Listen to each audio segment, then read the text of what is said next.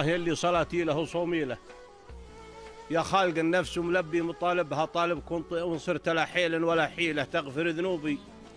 ونفسي لا تعذبها الموت لو يقدر المخلوق تاجيله ما كان عين بكت فرقع حبايبها صحيح من قال يا دنيا من انتيله دنياه من واقع الحكمة يخاطبها ودنيا العنادوم من طلعه لتحويله وظن بموت ما صفيت مشاربها شيبت ما ارتحت لا يوم ولا ليلة يلا عسى خير ماضيها عواقبها وإن كان بقيت كذا والميلة الميلة والساعة الواقفة دارت عقاربها أفضل أموت ولا حمل يشيله ولا تشمت على نفسي قرايبها والله لو أقطع لحم مناي واشفي له ما كل من نذل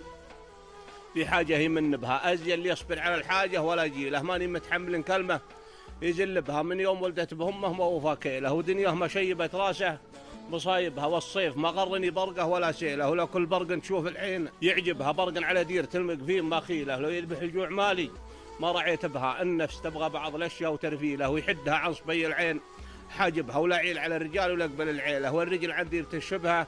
مجنبها واللي حكى في قفا الاجواد مصغيله لا بارك الله في النمه وصاحبها ناس يخلقون راس العلم من ذيله يا رب تجعل جهنم من مكاسبها وان سمعوا العلم حطوا فيه توصيله وعلى كلام القفا تشعب ركايبها واللي يسد اللزوم وقفه مراحيله واللي غدا ذيبها لعبه ثعالبها اللي زرع ياكل الراقد محاصيله والثانيه حبلها من فوق غاربها وراس الجمل صار مثل يديه ورجيله والبالخذا راعي المعزى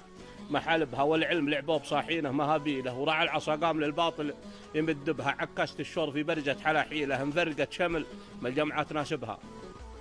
راعى الخطا كان ما يلزم تعديله لعبة ابن البشوت اللي تسحبها والبن ما يشرب الا في فناجيله هم اللي عرف قدر نفسه طاح واجبها واختام ما قلت تكبيره وتهليله على محمد صلاة الله ختمت بها وسلامة